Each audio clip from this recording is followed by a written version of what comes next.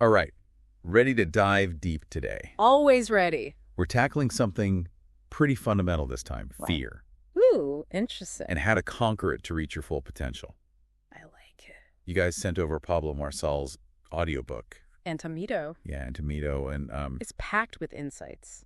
it really is. Really gets you thinking. Have you ever felt like fear is holding you back Oh, all the time. from what you really want to achieve? It's like the number one thing, right? I think so. At least that's what Marçal argues in the book. So what's his take? What does he say about it? Well, he starts with a pretty bold claim. Okay. 98% of people are paralyzed by fear, Wow, 98%. leaving only 2% to kind of rule the world, as he puts it, It's definitely a thought-provoking statement. for sure. And, his own journey adds a lot of weight to his message. Oh, absolutely. Going from, struggling with a stutter in a call center Yeah. to becoming this, successful executive. It's pretty inspiring, right? It really is. It makes you wonder. What could we all achieve Exactly. if we weren't so afraid? If we weren't held back by fear. Right, exactly. So how does he actually define fear? He defines it as, let me see if I can get it exactly right, Sure. a state of emotional agitation caused by a real or perceived danger. Okay. A real or perceived danger. And I think he emphasizes that perceived part because sometimes, It's all in our heads. exactly, the danger is all in our heads. Right. And it's like that feeling when you hear a sudden noise in the dark, your heart starts racing.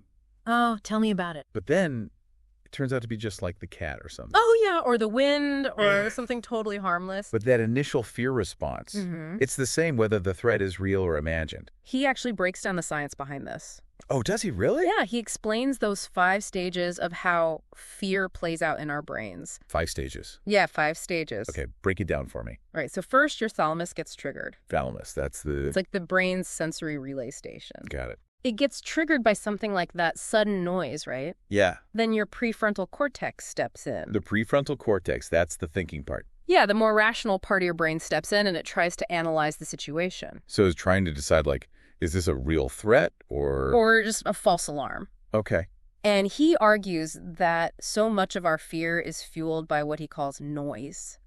Noise. Yeah, misinformation, imagined threats, all that stuff swirling around in our heads. So it's like we need to learn to distinguish between real threats. And that mental noise. Okay, I like that. That's a key part of his Antomedo philosophy. So then what happens when we let that fear take over and we kind of stay stuck? Well, he brings up Newton's law of inertia here. Okay. A body at rest stays at rest. Right, basic physics. Exactly, but it's such a brilliant analogy for personal growth. How so? Well, think about it. If you're paralyzed by fear, nothing changes. You're just frozen. You remain stuck, you're stagnant. And he also uses that striking analogy of a plane using most of its fuel during takeoff. Oh, yeah, I remember that. It takes the most energy to overcome that initial inertia. Right, to get the plane off the ground. Well, push past the fear and take that first step. So once you're in motion, it becomes easier to stay in motion. Exactly. It highlights the importance of taking that first step, even if it feels terrifying. But then he gets into how these seeds of fear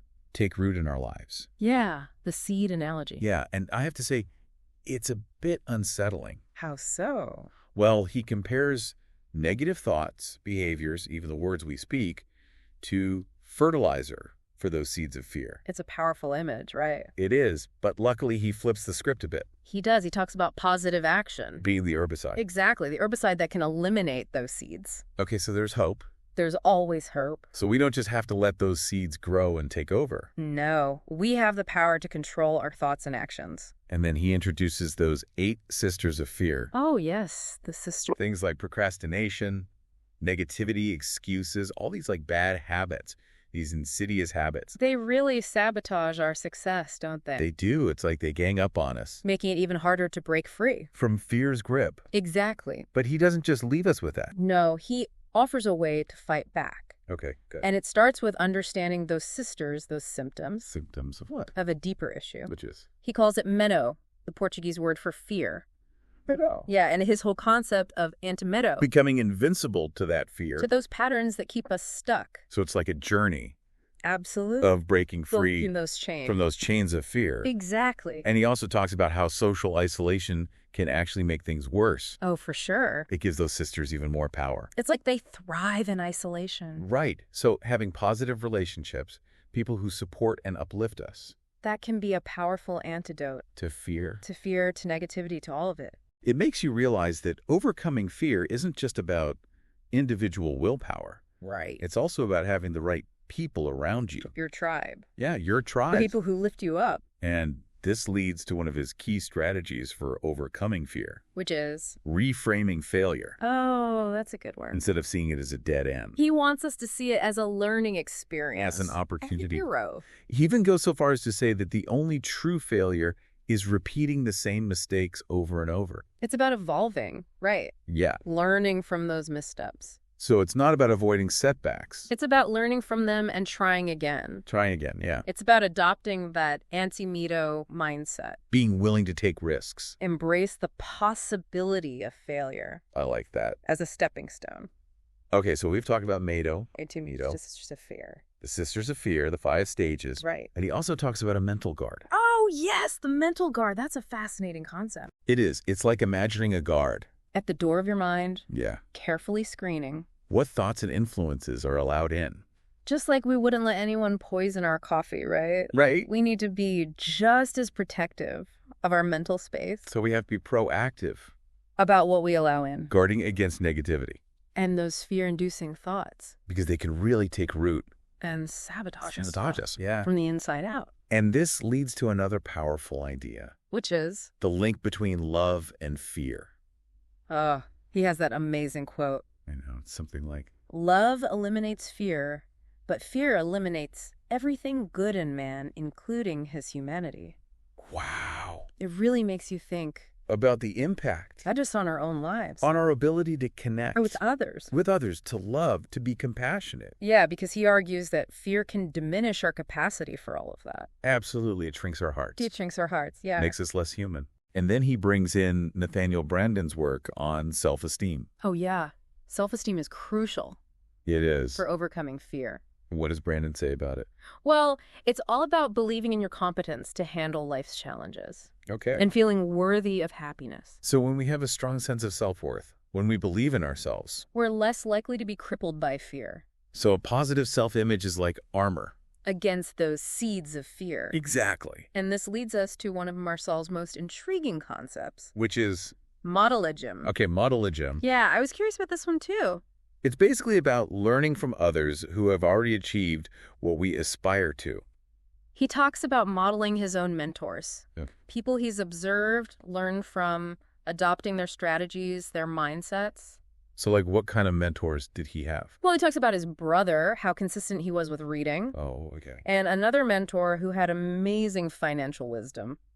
So these mentors don't have to be famous or larger-than-life figures. No, not at all. They can be anyone Anyone who inspires us, who embodies qualities we admire. or who has achieved something we aspire to. And he even encourages listeners to think about that Lego analogy again. The Lego analogy, yeah. We all have our unique pieces But sometimes we need to trade with or learn from others. to build something truly amazing. It's such a great way to visualize the power of modelism. It really is. It's like we can create a masterpiece. By combining our own strengths with the wisdom and experience of others. Exactly. I love that analogy. And this is just the beginning of our exploration into antimito. Oh, there's more. Oh, yeah, we're just scratching the surface. Okay, well, I can't wait to dive deeper. In the next part, we'll explore Marcel's practical strategies Oh, practical strategies. for cultivating mental strength, reframing our relationship with fear, Okay. and ultimately living a life where fear no longer holds us back. Sounds good to me. So stay tuned. We'll be right back after the break. Welcome back to our deep dive into antimito. You're ready to keep going. So we've established that fear can be a major roadblock. A huge roadblock. But Marcel doesn't just leave us hanging there. He gives us some tools. He does. He gives us this roadmap A roadmap to antimito. to achieving what he calls A state where fear doesn't have a grip on us. Okay, that sounds pretty amazing. It does, doesn't it? But how do we actually get there? Well, this is very clear Okay. that it's a journey. It's not a quick fix. Not a quick fix, no. It's about constant effort, being aware. challenging those ingrained fear patterns we all have. Those patterns, they run deep. They do. He talks a lot about controlling our thoughts. Absolute mental control, he calls it. But is that even realistic? Well, with all the distractions Dan. of modern life, it's definitely a challenge. But he emphasizes finding a balance. Balance between? Reflecting on the past, Okay. planning for the future, and most importantly, being present in the now. Being present. The present moment. Okay, and how do we do that? He suggests a split. A split, like a ratio. Yeah, like a ratio, a 70-20-10 split. Okay, 70%. 70% focused on the present moment, Okay, 20% on the future, right. and only 10% on the past. That makes sense because dwelling on past regrets or worrying about the future, It's training. it can be incredibly draining. It steals our energy. Right, and he seems to be saying that's where our power lies. In the present. In the present, yeah. He gives us some practical tools, too. Like what? Well, remember that mental guard concept? Oh, yeah, that story about Tony Robbins? And the guard at the door of the mind. Only letting in positive thoughts. Positive influences. It's such a vivid image. It is. It's a great reminder that we have a choice. A choice in what we allow to occupy our minds. Exactly. Marcel encourages us to create our own list. A list of what? Of mental blocks. Okay, mental blocks, what are those? Our personal barriers against negativity. Okay. Distractions, anything that prevents us from reaching antidote. So identifying those things that feed our fear and doubt. Guarding against them. And then he throws out this idea that we should embrace problems. Embrace problems. Yeah, he says they're opportunities for growth. Interesting. I usually try to avoid problems. Me too. Ah. But Marcel seems to be saying that leaning into challenges makes us stronger. More resilient. Yeah, he even tells a story Oh, I love his stories. about a team member struggling during a training session. What happened? Well, instead of giving him the solution, Marcel pushed him. To think differently. Yeah. To be resourceful. And ultimately, the team member found a creative way to overcome the obstacle. So sometimes the best solutions come from pushing past those initial feelings of being stuck. Exactly. And it all ties back to his whole approach to failure, He doesn't see it as the end. but as a vital part of learning. He's adamant about that. He is. The only true failure is repeating the same mistakes, It's not about avoiding setbacks but learning from them, and trying again, trying again. adopting that anti-mito mindset. Okay, so being willing to take risks Embrace the possibility of failure as a stepping stone. as a stepping stone. And then he dives into the power of self-image, Oh, self-image is so important. or how it relates to fear. He draws heavily on the work of Nathaniel Branden here, Nathaniel Branden, the psychologist. who focused on self-esteem. Right, and what does he say about it? Well, Branden's work is all about the connection between our beliefs about ourselves Okay, and our ability to navigate the world confidently. confidently, I like that. Marcel suggests that a positive self-image is like a shield against fear. The shield. A shield. Okay. He encourages us to create a new photograph of ourselves, A new photograph. focusing on our strengths, our positive qualities, our aspirations. So consciously choosing to see ourselves Is capable, and worthy of success. worthy of success. Oh, okay, I like that. He even goes so far as to suggest reimagining our senses. Reimagining our senses. What does he mean by that? Well, he's talking about our thoughts, our eyes, our nose, our words, our ears.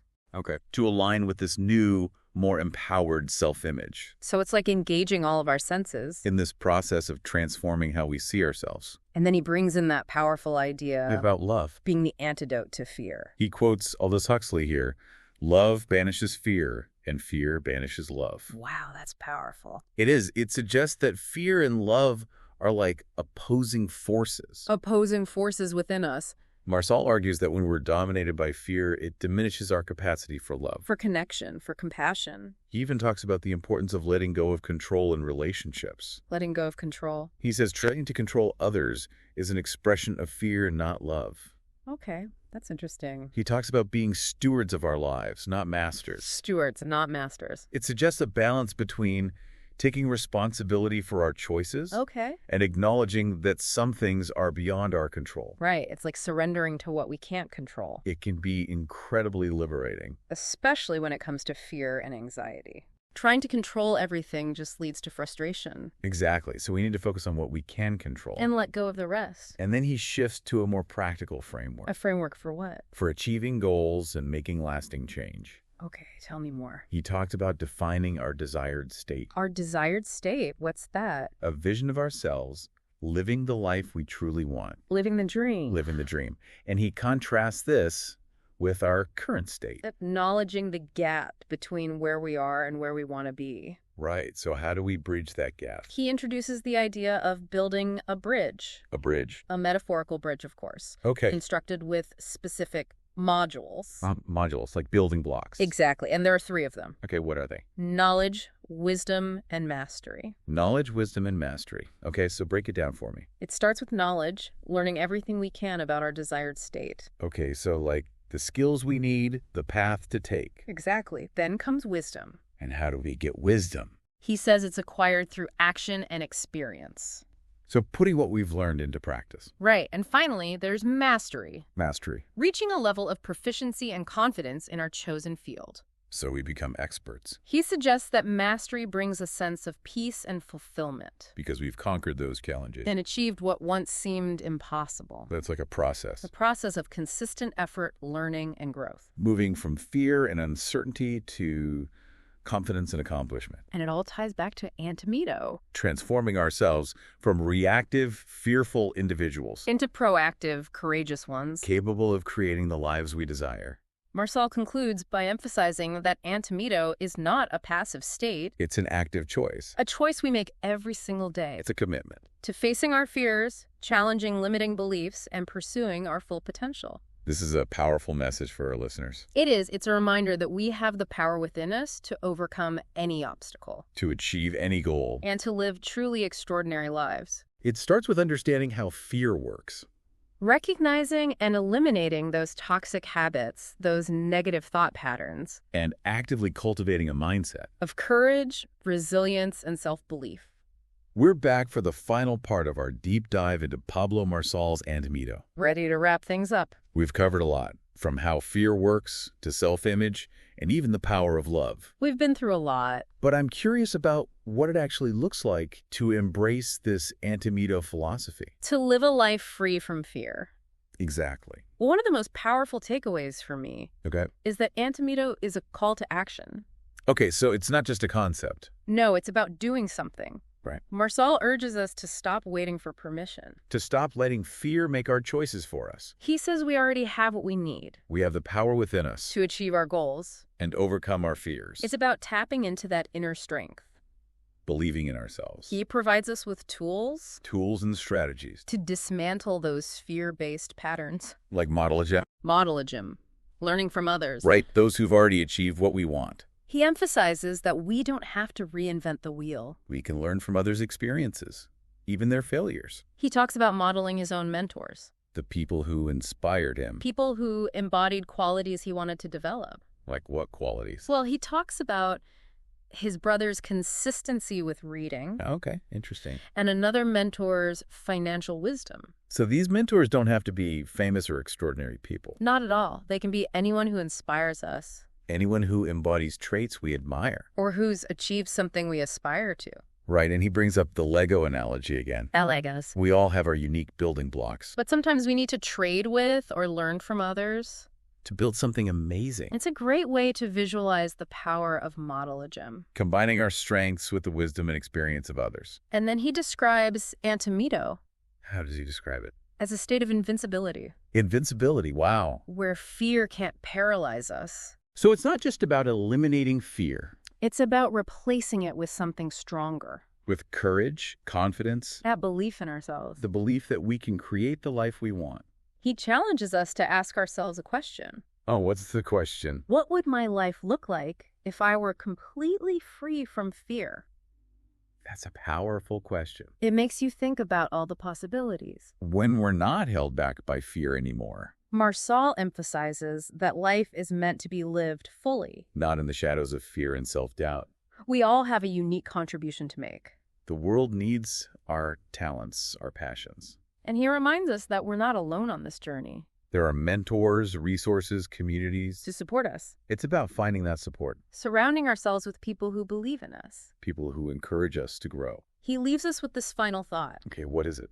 You are invincible because the one who never loses resides within you. Wow, that's beautiful. It is. It's about recognizing that inner strength. Antimito is more than just a title. It's a philosophy. A way of life. It's about facing our fears, Embracing challenges. becoming the best versions of ourselves. That's a wrap on our deep dive into Antimito. Hope you enjoyed it. We hope you gained some valuable insights And actionable strategies for conquering your fears. and achieving your full potential.